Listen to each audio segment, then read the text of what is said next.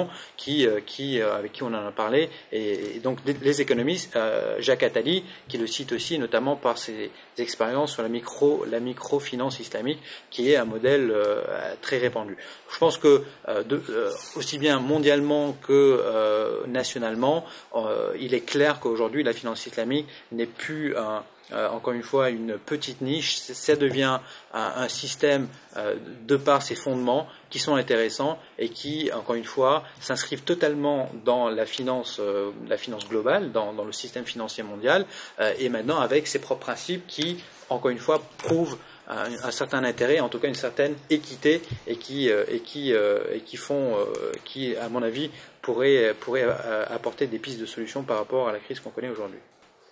Par rapport à cette croissance florissante que connaît la finance islamique pour toutes les raisons que vous venez de nous invoquer, on note en effet en France, là où les politiques étaient beaucoup plus réservées à ce sujet, on note un réel engagement dans le développement de cette finance islamique. Est-ce que vous pouvez nous en dire deux mots ? Alors effectivement, en France, jusqu'à il y a 18 mois à peu près, on en entendait parler plutôt dans les cercles initiés, notamment universitaires, etc., mais très peu dans les milieux des affaires et encore moins dans le grand public. Londres s'était positionné vraiment comme un hub de la finance islamique. L'ancien chancelier de l'échiquier qui était Gordon Brown, qui est maintenant aujourd'hui Premier ministre, avait fait un peu ce cheval de bataille en disant je veux que Londres soit la première place financière en finance islamique mondiale. C'est ce qu'il a réussi. Et donc à Paris, on s'est rendu compte, la place financière de Paris s'est rendu compte que clairement on était à côté d'un certain phénomène et qu'il fallait se donner les moyens pour pouvoir positionner Paris dans cet échiquier mondial, mais aussi attirer les capitaux de cette typologie de finance.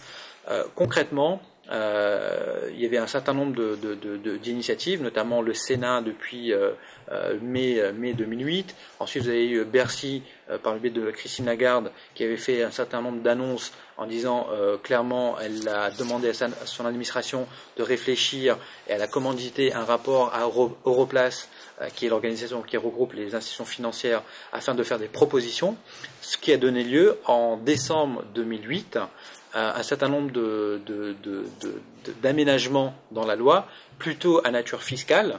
Ça, c'était donc des fiches doctrinales qui étaient publiées par Bercy en décembre 2008 et qui ont donné lieu à la publication officielle en février de cette année des instructions fiscales qui aujourd'hui permettent de clarifier les montages de ces finances islamiques qui sont en deux grands axes. La première, les montages qu'on appelle d'achat-revente avec marge, des murabaha, les contrats de murabaha. Donc ça veut dire que la banque se fait fort d'acheter le bien pour le revendre. Donc par exemple un bien immobilier ou un bien meuble. Donc la banque est vraiment aussi bien un rôle financier mais aussi un rôle de responsable et même quelque part propriétaire dans la partie. Donc comme il y a une double transaction achat et revente, il y avait un certain nombre de frottements fiscaux. Donc là, avec cette instruction fiscale, on permet d'abolir la double taxation, la double taxation sur l'achat-revente. Premier point. Et deuxième point, c'est concernant les obligations dites islamiques, notamment donc les soukouk, qui permettent de faire un certain nombre de refinancements, un certain nombre de portages multiples d'un financement, donc de pouvoir considérer leur rémunération dans le cadre de la finance islamique afin de ne pas être taxés et vraiment sur un principe de neutralité fiscale, que les contrats de finance islamique ne sont pas ni privilégiés ni diminués par rapport au montage conventionnel. Pour finir, vous nous disiez tout à l'heure que la finance islamique ne pouvait pas répondre à l'ensemble des besoins financiers. Cependant, pourrait-elle être une solution même partielle face à tous ceux qui jugent l'économie aujourd'hui trop immorale ? Alors, effectivement, on a beaucoup parlé de l'économie, les résultats de toutes ces années d'exagération.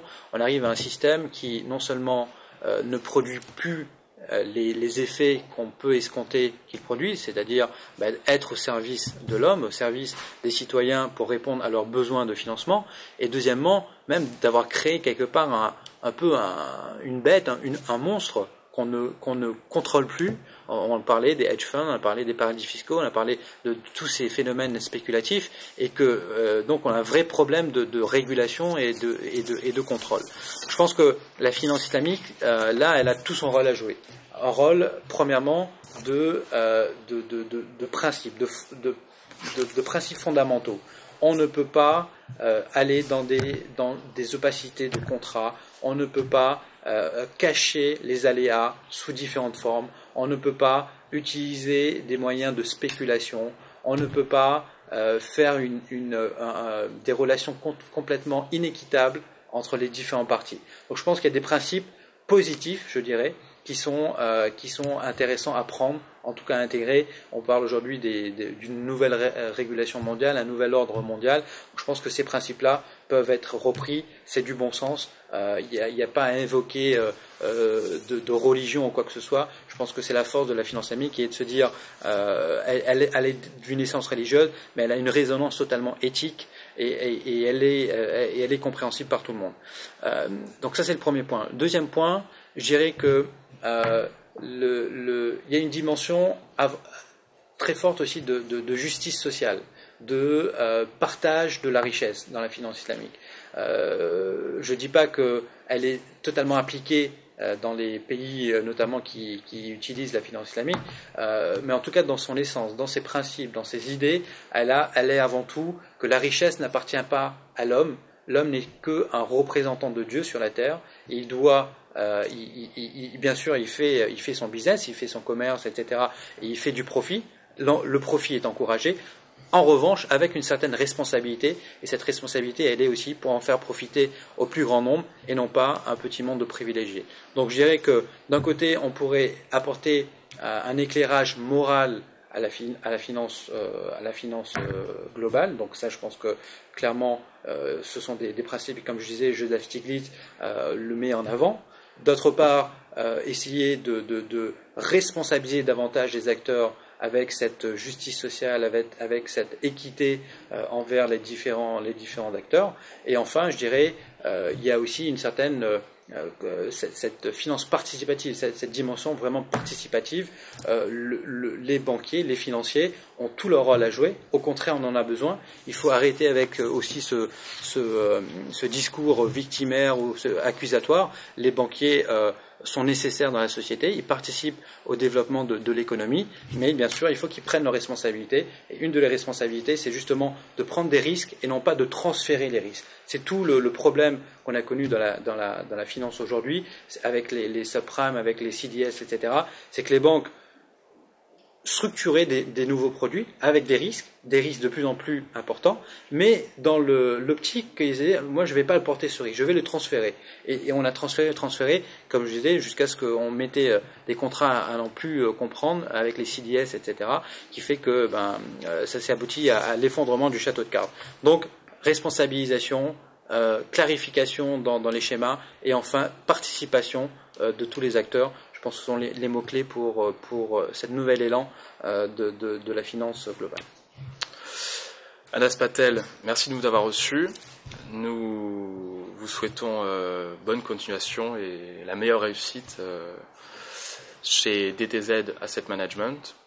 Peut-être vous voulez conclure sur un dernier mot? Non, merci beaucoup. Merci aux étudiants qui ont pris cette initiative. Je pense que c'est quelque chose d'intéressant. Et effectivement, c'est dans la rencontre des idées et des différentes initiatives qu'on peut aller de l'avant et faire améliorer les choses. Donc, bravo à vous et bonne continuation. Merci à vous de votre analyse.